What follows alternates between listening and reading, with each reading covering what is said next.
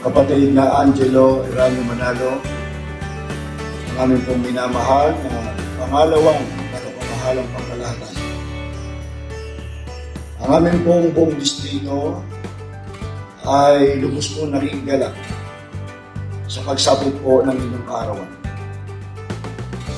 Ang inyong kaarawan ay kinikilala po namin isang napakalaking biyayang mula po sa ating Panginoon Diyos.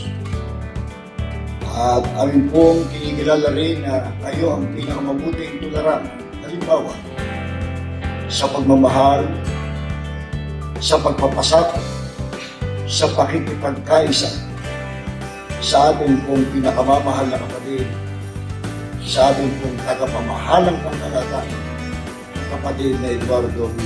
Manalo.